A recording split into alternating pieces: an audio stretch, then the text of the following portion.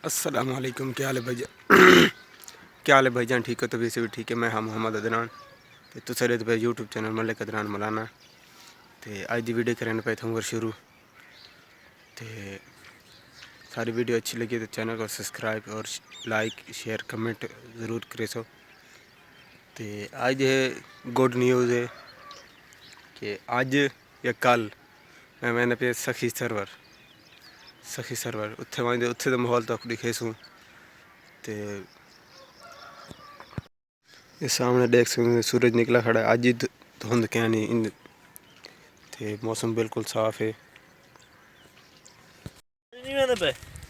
आज ही सवेरे आज वेंदे पैन हाँ ये वाला आज वैसे नहीं हाँ वेंदे पैन आज हाँ आज 5 तरीक नहीं आज 5 आज वजना है ना तू केड़ी फ्लैट नाल है मैं तो उडू वाली कोई सारे रिश्तेदार हैं उमर ले अच्छा हाँ पप्पू रले कहनी में हुण अस वेंदे पे काम ते नाल तुसां सारी गल ही सुनदे आंदे। ये 8 किले कल छापर ला गए ते अज इंदे च वल सीधी सी ते भी एक जेड़ा कम हो सी वो सी इंदे च अस हुण सखी सरवर वेंदे पे तो दसाया पहले भी अज या कल तो अज दा प्रोग्राम बन गए ते बस आई खड़ी मैं हुण काम तो छुट्टी की मैं ना पिया उड़े कपड़े शपड़े बदला ते उड़े संभाल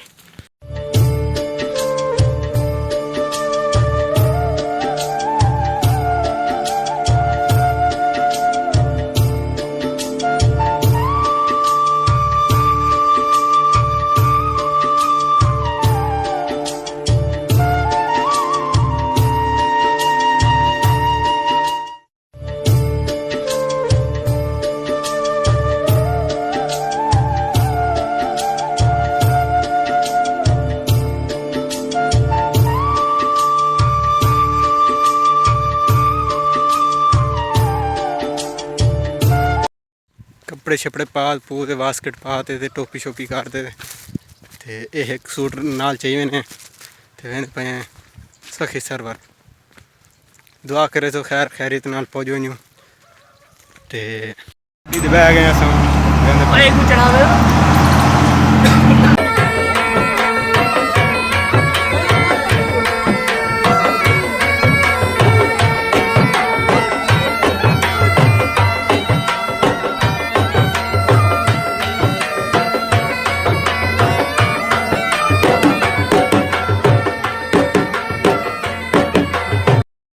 ये हाली मेलसी चौक अस टपते पे हैं मुड़ते पे हैं ते हाली गवेंदे पे हैं।